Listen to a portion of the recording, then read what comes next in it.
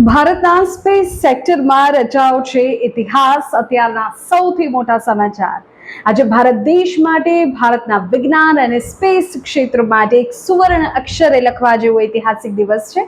ભારતના અંતરિક્ષ મિશનમાં આજે એક નવો અધ્યાય ઉમેરાયો છે, કારણ કે દેશના સૌપ્રથમ ખાનગી રીતે વિકસિત ઓર્બિટર રોકેટ વિક્રમ-1 એ શ્રીહરિકોટાના સતીશ ધવન સ્પેસ સેન્ટર પરથી અવકાશ તરફ પોતાની સફળ ઉડાન ભરી લીધી છે.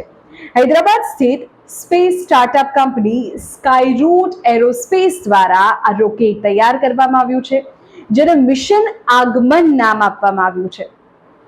આ ઐતિહાસિક ક્ષણ પહેલા વડાપ્રધાન નરેન્દ્ર મોદીએ સોશિયલ મીડિયા પ્લેટફોર્મ એક્સ પર પોસ્ટ કરીને સમગ્ર દેશવાસીઓ અને ખાસ કરીને યુવાનોને આ મિશનના સાક્ષી બનવા અપીલ કરી હતી. પીએમ મોદીએ લોન્ચિંગને ભારતની સ્પેસ જર્ની માટે એક ઐતિહાસિક નવું સીમાચિહ્ન, હિસ્ટોરિક ન્યૂ ફ્રન્ટિયર ગણાવ્યું.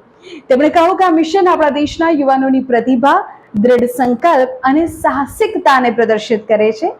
સાથે તે દર્શાવે છે કે સ્પેસ સેક્ટરમાં લાવવામાં આવેલા સુધારાઓ કેવી રીતે નવી તકના દ્વાર ખોલી રહ્યા છે. આ વિક્રમ-1 રોકેટની કેટલીક ખાસિયતો, વિશેષતાઓ કે જે તેને વિશેષ બનાવે છે તેની વાત કરીએ. આ રોકેટ સંપૂર્ણપણે હળવા વજનના કાર્બન કમ્પોઝિટ માળખાથી બનેલું છે, જે સ્ટીલ કરતા 5 ગણું હળવું પણ મજબૂત પણ છે.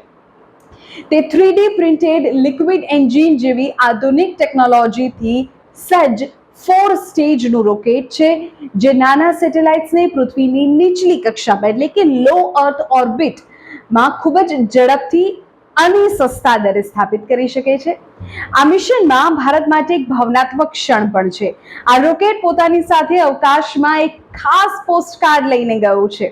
આ ખાસ પોસ્ટકાર્ડ હેન્ડ રિટન છે, દેશના વડાપ્રધાન દ્વારા લખાયેલું છે. પીએમ નરેન્દ્ર મોદીનું એક ખાસ હેન્ડ રિટન પોસ્ટકાર્ડ, જેના પર વડાપ્રધાને પોતાના હાથે લખ્યું છે વંદે માતરમ.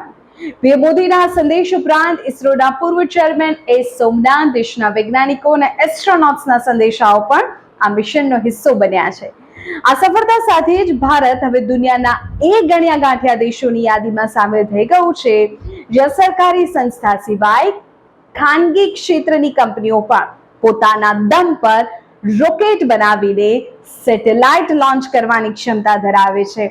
આ મિશન ખરા અર્થમાં ભારતીય સ્પેસ ઇન્ડસ્ટ્રીના નવા યુગનું આગમન છે. આ સમાચાર તમને કેવા લાગ્યા?